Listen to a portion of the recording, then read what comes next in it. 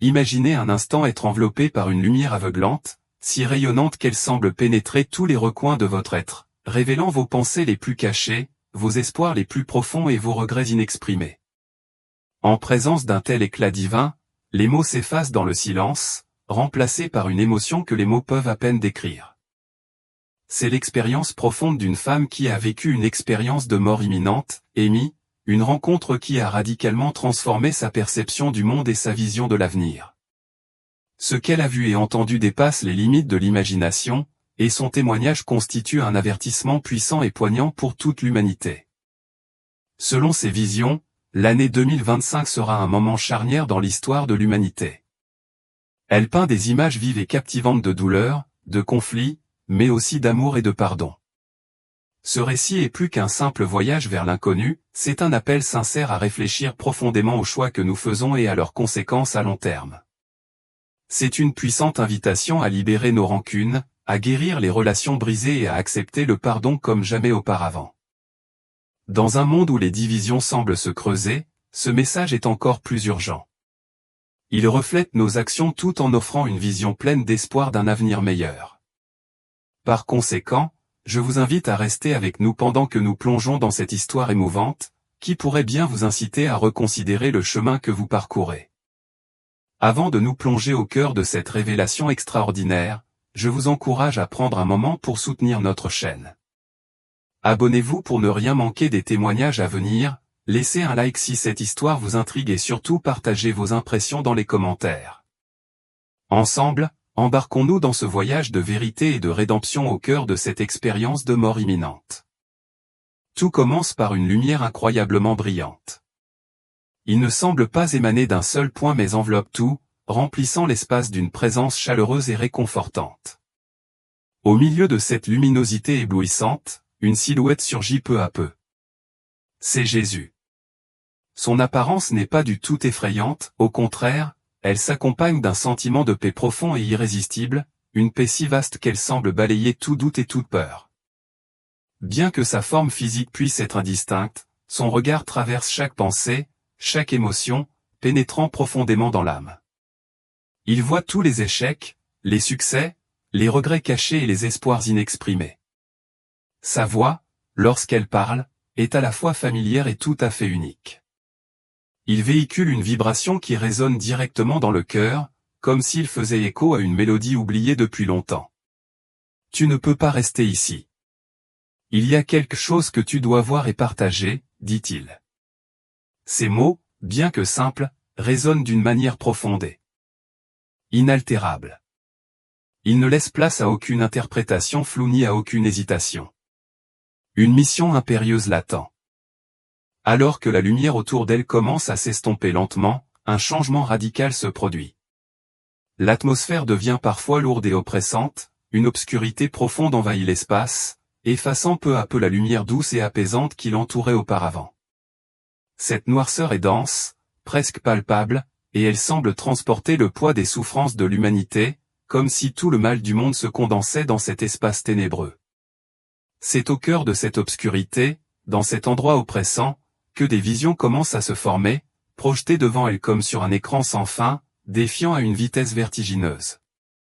Ce qu'elle voit est bouleversant. Les images qui apparaissent sont pleines de chaos, de douleur et de destruction.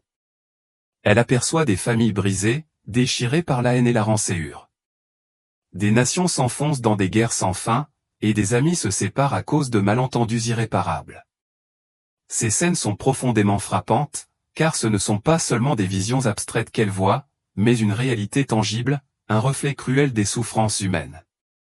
Si les images sont terribles, quelle que soit la situation, vous pourrez y voir clair. C'est celle de Jésus. Il parle, et chaque mot qu'il prononce semble résonner profondément dans son nid. Le pardon est essentiel, dit-il. Ces mots, apparemment simples, portent une puissance insoupçonnée, comme une clé capable de révéler des mystères cachés au plus profond de l'être. Jésus poursuit, affirmant que beaucoup d'entre eux refuseront d'écouter et de pardonner, et que ce refusera les emprisonnera dans des chaînes invisibles.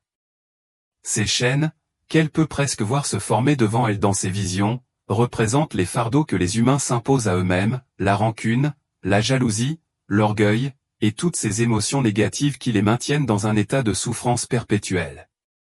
Les images continuent de défiler devant ses yeux avec une intensité croissante, montrant des familles détruites par des querelles non résolues, des amitiés brisées par des paroles de haine et des communautés divisées par des conflits politiques et religieux.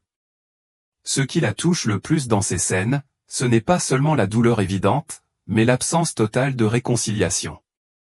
Chaque personne semble s'accrocher à sa colère, comme si elle était un bien précieux qu'elle ne pouvait abandonner. Dans ces visions, un autre aspect se dévoile. Jésus lui montre les conséquences à long terme de cette incapacité à pardonner. Ceux qui s'enferment dans leur colère et leur amertume finissent par s'isoler, prisonniers d'un cercle vicieux de douleur intérieure qui ne cesse de s'intensifier. Les conflits ne s'apaisent pas, au contraire, ils grandissent, s'étendent à d'autres personnes, à leurs proches, à leurs enfants, et parfois bien à leurs descendants. Mais au milieu de ce tourbillon de désespoir, une lueur d'espoir émerge. Jésus lui montre des scènes où le pardon brille comme une lumière éclatante dans la nuit. Elle voit des familles qui se réconcilient après des années de séparation, des amis qui se retrouvent avec des larmes de joie, et des ennemis qui se tendent la main dans un geste de paix sincère. Ces moments de réconciliation, bien que rares, sont d'une beauté saisissante. Ils incarnent la puissance transformatrice du pardon, capable de briser les chaînes les plus lourdes et de réparer ce qui semblait irrémédiablement brisé. Alors qu'elle se trouve plongée dans ses visions, Jésus lui adresse un dernier message. « Tu dois raconter ce que tu as vu, lui dit-il. Le monde doit comprendre que le pardon n'est pas une faiblesse, mais une force. Ceux qui pardonnent ne se libèrent pas seulement eux-mêmes, mais libèrent aussi les autres. » Ces paroles résonnent profondément en elle, comme un appel à l'action. Elle comprend alors que sa mission ne se limite pas simplement à partager ses visions, mais qu'elle doit, elle aussi, incarner ce message dans sa propre vie. Petit à petit, l'obscurité autour d'elle commence à se dissiper, et une nouvelle urgence, presque palpable, envahit son être. Elle se réveille dans son corps terrestre, mais son esprit a été profondément transformé par ce qu'elle a vécu. Ce qu'elle a expérimenté ne peut être réduite à un simple rêve ou à une hallucination. C'était une révélation, une vision vivante, un message de transformation intérieure qui résonne dans sa propre existence. L'expérience qu'elle traverse vise à lui transmettre une vérité fondamentale et universelle: sans pardon, l'humanité se trouve condamnée à un cycle interminable de douleur et de séparation. En partageant son histoire avec le monde, elle espère toucher les cœurs des autres et les inviter à réfléchir sur leur propre vie. Dans un monde où les conflits semblent omniprésents, le message de pardon et de réconciliation n'a jamais été aussi crucial. Peu importe les épreuves passées ou les erreurs commises, chaque individu a le pouvoir de choisir le pardon. Ce choix libère non seulement son propre cœur, mais aussi celui des autres. C'est la leçon que Jésus a voulu qu'elle comprenne et partage avec l'humanité. Au cœur de ces visions bouleversantes, un chiffre se détache: 2025. Les premières images semblent offrir un tableau apaisant, presque idyllique. Des familles sont réunies autour de repas chaleureux, des enfants éclatent de rire dans des parcs verdoyants, et les villes vibrent de cette effervescence familiale, porteuse de vie. Mais sous cette surface tranquille se cache une réalité plus sombre. Derrière l'apparente normalité, des invisibles s'infiltrent dans les interactions humaines, comme une ombre silencieuse qui s'étend de manière insidieuse. Ces fissures invisibles dans les relations se creusent et prennent racine dans des gestes anodins, dans des malentendus ou des frustrations accumulées. Peu à peu, ces petites éclatent en disputes qui semblent surgir sans raison apparente, mais qui se nourrissent d'une énergie noire et insidieuse. Les conflits ne sont plus de simples désaccords, ils deviennent des affrontements nourris par une colère latente qui semble amplifier chaque ressentiment. Les foyers, qui étaient autrefois des havres de paix, se transforment en champs de bataille où parents et enfants se querellent sans fin. Les couples, de plus en plus désemparés, peinent à surmonter la méfiance croissante, tandis que l'amour lutte pour survivre. Même les amitiés, autrefois solides, vacillantes sous le poids des non-dits, des rançures jamais exprimées ni pardonnées. Ces conflits ne se limitent pas à des cercles intimes, ils s'inscrivent dans un phénomène global qui touche chaque aspect de la société. Jésus, présent dans ses visions, lui révèle que cette profonde souffrance provient d'un refus collectif de lâcher prise sur la rancune. Cette incapacité à pardonner agit comme un poison insidieux, infectant les cœurs et les esprits, brisant lentement l'humanité. Mais cette douleur ne se limite pas aux relations humaines, elle s'étend aux fondations mêmes du monde qui nous entoure. Une vague soudaine de pertes humaines frappées, importante des vies précieuses. Les décès semblent aléatoires, mais leurs conséquences sont dévastatrices. Des figures cruciales, au sein de leur communauté, disparaissent, laissant derrière elles un vide irréparable. Ces départs tragiques laissent les familles et les sociétés dévastées, alimentant un cycle de douleur qui accentue encore les divisions.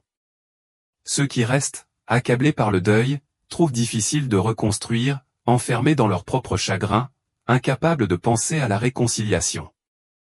Dans cette toile de souffrance se tisse une autre menace, plus grande encore, celle d'une nature en colère. La planète témoin silencieux des actions humaines, réagit avec une violence sans précédent. Les tremblements de terre frappent des régions entières, détruisant tout sur leur passage. Des ouragans d'une force dévastatrice balaient des villes entières, laissant derrière eux des paysages de désolation. Les incendies ravagent les écosystèmes, notamment en cendres non seulement la flore et la faune, mais aussi l'espoir des habitants qui dépendent de ces terres. Ces catastrophes, loin d'être des punitions divines, sont en réalité les conséquences directes des choix destructeurs faits par l'humanité au fil du temps. Cependant, malgré cette sombre réalité, un message d'espoir résonne à travers ces visions. Il est clair que le chaos n'est pas une fatalité. Plutôt qu'une fin en soi, il représente une opportunité de rédemption et de transformation. Si l'humanité choisit enfin de pardonner, elle peut briser le cycle de destruction et entamer un processus de guérison, non seulement pour elle-même, mais aussi pour la planète. C'est ce message, à la fois urgent et porteur d'espoir, que Jésus souhaite qu'elle porte au monde entier. Transformation. Les catastrophes, bien qu'effrayantes et déstabilisantes, possèdent un pouvoir insoupçonné, celui de devenir des catalyseurs pour un éveil collectif. Chaque défi, aussi occultant soit-il, porte en lui le potentiel d'être une occasion de croissance, de transcender nos blessures passées et de bâtir un avenir plus lumineux et plus harmonieux. Ces visions nous incitent à une introspection sincère, à plonger au plus profond de nous-mêmes pour reconnaître nos échecs et nos imperfections, tout en embrassant la possibilité d'un changement radical et libérateur. L'année 2025 se profilera comme un point de bascule dans l'histoire de l'humanité, un moment charnière où le monde se trouve à la croisée des chemins. Il nous est donné la possibilité de choisir, non pas entre une simple continuité du passé, mais entre persister dans nos erreurs et nos vieux schémas ou œuvrer ensemble à la création d'un avenir fondé sur l'amour, le pardon et la réconciliation. Ce n'est pas une simple alerte à notre condition actuelle, mais bien une invitation à réécrire l'histoire de l'humanité, une invitation à agir collectivement pour un changement fondamental. Dans un contexte marqué par des inquiétudes croissantes et des fractures sociales de plus en plus profondes, cette vision de 2025 dressera comme un miroir troublant de notre réalité présente, nous invitant à prendre conscience des dynamiques qui façonnent notre époque. Les conflits politiques, les fractures sociales et les enjeux environnementaux ne sont pas des phénomènes isolés ou extérieurs à notre être. Ils sont le reflet des luttes internes qui tourmentent l'humanité dans son ensemble. Ces divisions, particulièrement visibles aux États-Unis, exacerbent les inquiétudes sous-jacentes, mettant à l'épreuve la résilience collective, mais aussi la capacité individuelle à évoluer et à se réconcilier. Cependant, au milieu de ce tumulte, une lueur d'espoir demeure, portée par un message universel et intemporel, un message qui traverse les âges et les cultures. Dans ces révélations, Jésus insiste sur un principe fondamental, le pardon n'est pas simplement une action morale, mais une véritable force transformatrice. Selon lui, l'amour, l'humilité et le pardon ont le pouvoir de transformer les cœurs et d'apaiser les souffrances du monde. Ces mots, à la fois simples et puissants, appellent à une introspection profonde. Ils nous rappellent que le changement, s'il doit advenir, commence toujours à l'intérieur de chaque individu. Le pardon dont il parle ne se limite pas aux grandes réconciliations visibles, celles qui attirent l'attention des médias ou du monde extérieur. Il concerne avant tout les petites blessures quotidiennes, celles qui, accumulées, alourdissent nos cœurs et nous empêchent de vivre pleinement. Pardonner, dans ce contexte, signifie choisir de se libérer de la colère, d'abandonner l'amertume et de prendre la décision consciencieuse de reconstruire, bien lorsque cela semble difficile, voire impossible. Les préoccupations politiques en Amérique offrent un exemple frappant de la persistance de ce message. Des idéologies opposées, des visions du monde diamétralement différentes, créent des fossés qui semblent infranchissables. Les débats sur des questions cruciales telles que les droits civiques, la justice sociale et la crise environnementale se dégénèrent fréquemment en acrimonie et en hostilité. Ces divisions ne se limitent pas aux seules institutions politiques ou aux partis, elles infiltrent les familles, les communautés, et bien les amitiés de longue date. Jésus nous rappelle une vérité essentielle, le pardon et la réconciliation ne sont pas des signes de faiblesse, mais bien des preuves de force et de courage. Il invite chacun à dépasser les désaccords superficiels pour trouver un terrain d'entente, un terrain fondé sur des valeurs universelles telles que la compassion, le respect et la dignité humaine. Dans ses enseignements, Jésus souligne que les événements actuels doivent être perçus non seulement comme des crises à surmonter, mais aussi comme des appels pressants à l'action. Il révèle l'interconnexion profonde entre nos pensées, aucune action et leurs impacts sur notre environnement et la société dans son ensemble. Chaque décision dictée par l'égoïsme, la haine ou l'orgueil ne fait qu'aggraver un équilibre déjà fragile. Toutefois, il souligne également que le pardon représente une clé puissante et libératrice, capable de désamorcer ce cycle destructeur.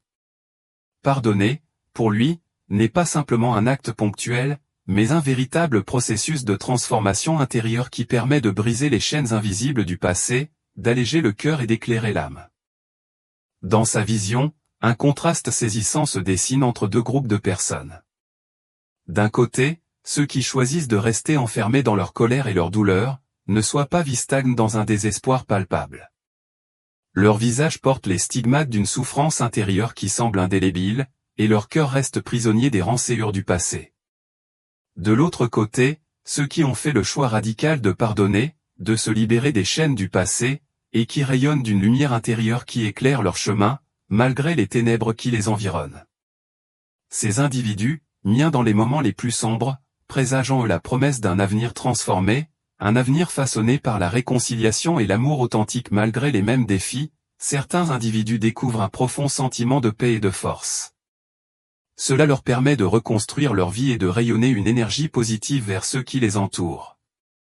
Une scène puissante illustre les chaînes invisibles qui s'enroulent autour de ceux qui s'accrochent à leur amertume. Ces chaînes servent de métaphore à l'incapacité d'avancer, prisonnières de la douleur des expériences passées. En revanche, ceux qui acceptent le pardon voient ces chaînes se briser, ouvrant la voie à une vie plus légère et plus épanouissante. Ces images saisissantes démontrent de manière éclatante les profondes conséquences spirituelles de nos choix, offrant une leçon universelle sur le pouvoir libérateur du pardon. L'année 2025 apparaît comme un moment charnière dans le grand récit de l'humanité, un tournant rempli de potentiel de transformation. Jésus prévient que les décisions prises pendant cette période auront des effets considérables, non seulement pour la génération actuelle mais aussi pour celle à venir. Il souligne que chaque individu, aussi insignifiant que puisse paraître son rôle, possède la capacité de contribuer à un changement significatif. De simples actes de gentillesse, des paroles de réconciliation et des gestes de pardon, même s'ils semblent minimes, ont le pouvoir de déclencher des transformations massives. Cependant, ces visions ne sont pas simplement un appel à l'action, ils offrent également un aperçu d'un avenir où l'humanité surmonte ses divisions. Dans ce futur potentiel, les blessures du passé sont guéries. Les rivières, autrefois polluées, coulent à nouveau proprement, et les forêts, longtemps, fleurissent avec vitalité. Les villes, reconstruites sur les valeurs d'unité et de collaboration, sont des symboles d'espoir et de renouveau. L'humain retrouve la sincérité et la profondeur perdue, tissant un tissu de solidarité et de compréhension mutuelle. Le pardon va bien au-delà de la résolution de conflits sociaux ou politiques, cela joue également un rôle crucial dans les relations personnelles. Les familles, souvent déchirées par des conflits de longue date ou des malentendus persistants, peuvent trouver la guérison et le renouveau grâce à la pratique du pardon. Jésus souligne que la réconciliation commence par des gestes simples, une parole gentille, une oreille attentive ou une main amicale. Même si ces actions peuvent paraître modestes au premier abord, elles ont le pouvoir de transformer des dynamiques profondément enracinées. En brisant le cycle du ressentiment, il crée un espace pour un dialogue honnête et constructif. Un autre aspect essentiel de cet enseignement tourne autour de l'humilité. Dans un monde souvent dominé par l'égoïsme et l'orgueil, l'humilité s'impose comme une vertu rare mais essentielle. Jésus nous rappelle que l'humilité ne signifie pas abandonner ses valeurs ou ses croyances, mais renforce plutôt le fait que personne ne possède la vérité absolue. C'est une invitation à écouter, à apprendre des autres et à accepter la possibilité de se tromper. L'humilité nous permet d'aborder les conflits avec un esprit ouvert, facilitant ainsi la création de solutions durables et équitables. Au-delà des relations interpersonnelles, ces enseignements s'étendent également aux choix collectifs qui façonnent l'avenir de notre planète. Les défis environnementaux, tels que le changement climatique et la dégradation des écosystèmes, reflètent des comportements humains qui privilégient l'égoïsme et les gains à court terme plutôt que la durabilité à long terme. Jésus souligne que la réconciliation avec la nature commence par une prise de conscience de notre interdépendance. Il appelle à une gestion plus responsable des ressources, guidée par le respect de la création et une réelle volonté de préserver le monde pour les générations futures. Il affirme que ce respect est, en soi, une forme de pardon non seulement les uns envers les autres mais aussi envers la planète que nous partageons. Pardon à la Terre, un chemin pour guérir les dommages causés par la négligence. Le concept de pardon envers la Terre est un moyen puissant pour réparer les blessures infligées par des décennies de négligence. Cependant, cette réflexion sur le pardon et l'humilité s'étend bien au-delà du changement immédiat, il cherche à créer un effet d'entraînement. Lorsque les individus acceptent le pardon, ils ont le potentiel d'influencer positivement ceux qui les entourent, déclenchant ainsi une chaîne de réconciliation qui peut s'étendre bien au-delà de leur cercle immédiat. Dans des pays comme l'Amérique, souvent considéré comme un leader mondial, cet effet pourrait avoir de profondes implications pour l'harmonie mondiale. La pratique de la réconciliation, tant à l'échelle locale qu'internationale, devient la clé pour éviter un avenir sombre tout en offrant une vision d'unité et de progrès. En conclusion, la vision pour 2025 n'est pas simplement un avertissement mais un appel convaincant à l'action. Cela nous rappelle que, malgré les défis auxquels nous sommes confrontés, l'humanité possède tous les outils nécessaires pour transformer la douleur en croissance, le conflit en compréhension et la division en harmonie. Au cœur de cette transformation se trouvent les valeurs fondamentales du pardon, de l'humilité et de l'amour. En adoptant ces valeurs, nous pouvons non seulement guérir les blessures d'aujourd'hui, mais aussi prévenir celles de demain, ouvrant ainsi la voie à un avenir où la lumière triomphera des ténèbres. L'urgence unique d'une expérience de mort imminente, un appel collectif à l'action. Les expériences de mort imminente, EMI, offrent souvent un aperçu poignant des mystères de l'au-delà, mais leur contenu et leur message varient considérablement. Ce témoignage particulier se distingue par sa nature profondément urgente et collective, distinct de nombreux autres récits qui se concentrent principalement sur des thèmes tels que l'amour universel, la paix intérieure et la rédemption personnelle. La plupart des expériences de mort imminente impliquent des sensations de lumière enveloppante, des retrouvailles avec des proches décédés ou des êtres spirituels, ainsi que des messages de réconfort et de sérénité. Ces récits sont généralement remplis d'un sentiment de calme et d'harmonie, avec un message dominant d'amour inconditionnel. Cependant, l'expérience en question dépasse l'individu et s'adresse à l'humanité dans son ensemble. Le message central, centré sur l'urgence du pardon, déplace l'attention des questions personnelles vers l'équilibre du monde lui-même. Ce changement de perspective collective est rare parmi les récits d'EMI, mais il amplifie la gravité et les implications profondes du témoignage. Même si certaines expériences similaires décrivent des visions de catastrophes ou d'événements perturbateurs, elles manquent souvent d'informations sur les causes profondes de ces crises. Ici, le témoignage se distingue en mettant en avant l'impact destructeur des émotions négatives, non seulement sur les relations humaines, mais sur l'environnement lui-même. Cette approche unique relie les comportements humains tels que la colère, la fierté et le mépris à des conséquences tangibles qui affectent à la fois la société et la nature. Peu d'expériences de mort imminente fournissent une analyse aussi complète, ce qui rend ce récit particulier d'autant plus significatif et urgent. De plus, alors que d'autres témoignages peuvent discuter de processus individuels de rédemption, comme le pardon de soi ou la réconciliation avec son passé, ce récit développe ces concepts en soulignant l'importance du pardon collectif. Selon le message véhiculé, le pardon n'est pas seulement un acte moral mais une nécessité spirituelle pour prévenir les catastrophes mondiales. Cette perspective révolutionnaire rappelle que les choix individuels ont un effet d'entraînement qui peut influencer le cours tout entier de l'humanité.